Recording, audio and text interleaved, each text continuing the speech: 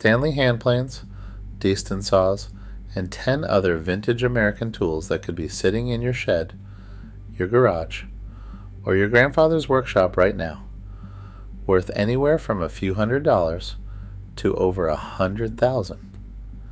And most people who own them have absolutely no idea. The antique hand tool market has been growing since the hobby exploded in the 1970s, and in 2026 it shows no signs of slowing. Two groups are pushing prices up at the same time: collectors chasing rarity and history, and working craftspeople who've discovered that tools made between the 1850s and 1930s are often flat out better than anything you can buy new today. That dual demand keeps prices strong. First, the Stanley No. 1 bench plane, the holy grail of production hand tools. It's the smallest plane Stanley ever made, just 5.5 inches long, and essentially useless for actual woodworking. Too small to flatten anything meaningful. But collectors don't care, because it completes the set, and Stanley didn't make many of them. Worn examples sell for $400 to $700. A pristine one in its original box goes for $3,000 to $5,000. Find one at a garage sale for $8? That happens more often than you'd think. Two terms you need before we go further. The Sweetheart Era. From roughly 1920 to 1935, Stanley marked its tools with a heart logo stamped on the blade, representing a peak in manufacturing quality. Collectors pay a premium across nearly every model from that window. And type study, a method of dating planes by small changes in castings, hardware, and markings. Patrick Leach's Blood and Gore Guide is the Bible for this. The Stanley No. 55 Universal Combination Plane was Stanley's Swiss Army knife, one body accepting dozens of cutters to produce every profile imaginable.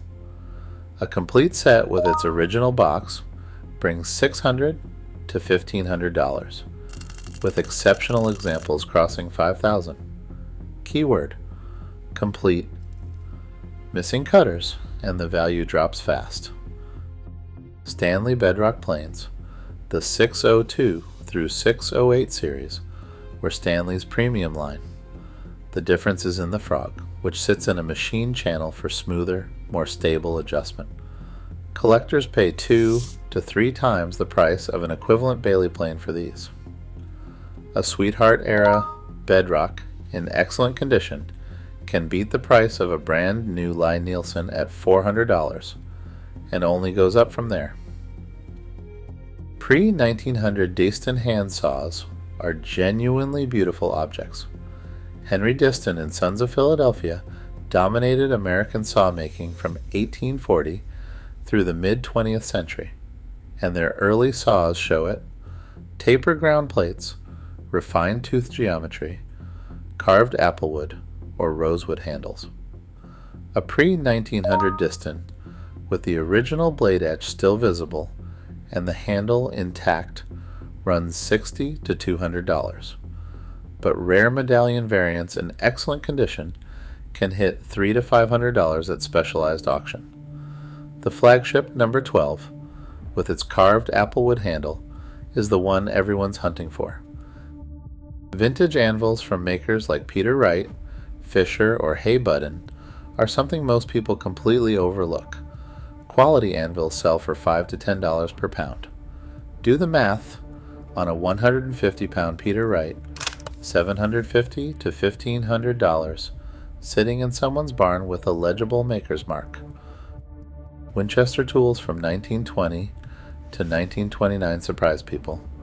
Most folks associate Winchester with firearms, but for 9 years the company also manufactured hand tools, hammers, wrenches, measuring instruments, all carrying that famous name. That narrow production window makes them genuinely rare, and crossover demand from gun and knife collectors pushes prices higher. A single Winchester wrench can fetch $100 or more. One warning: counterfeits are a real problem here because the money is significant. The John Deere Dane wrench is the one that shocks everyone. A single wrench sold for $16,500 at auction in 2017. It was made specifically for the Dane all-wheel drive tractor, of which John Deere built only about 100 units before repurchasing nearly all of them. Only 9 of these wrenches are believed to exist anywhere in the world. Cesar Chalor molding. Planes represent something different entirely. Chalor was a formerly enslaved man who became the apprentice of toolmaker Francis Nicholson and gained his freedom after Nicholson's death. He went on to become the earliest documented African American toolmaker in United States history, a fact recognized by the Smithsonian National Museum of African American History and Culture. A cornice molding plane by Chalor, dating to the 1730s or 1740s, sold for $27,950. These planes carry not just craftsmanship, but a profound piece of American history inside them. Keen cutter tools from before 1940 have a devoted following for 2 reasons: excellent steel and that iconic diamond KK logo in red, white, and black. A rare keen cutter axe in good condition can list around $300. And Starrett precision tools from L.S. Starrett of Athol, Massachusetts, inventors of the combination square in 1878, are another category where early patent era pieces carry serious premiums. Here's what you actually need to know if you think you're sitting on something valuable. Check for lateral adjustment levers on old planes. A Stanley without one is pre-lateral, and if it's a Type 3, don't touch it until you've run it through the type study. Original boxes, complete cutter sets, intact blade etchings, and original handles all push value up dramatically. And this part really matters. Aggressive restoration can destroy value.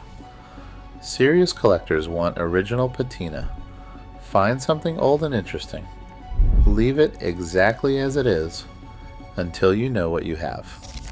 Most old tools aren't worth much. The majority of Stanley bench planes sell for $15 to $80 in user condition, but the exceptions are genuinely valuable, and knowing which is the whole game. The world record for an antique tool at auction stands at $114,400, paid in 1995 for a Sandusky Tool Company ebony and ivory plow plane from the 1876 centennial. Tools are not just relics. They're history you can hold in your hands.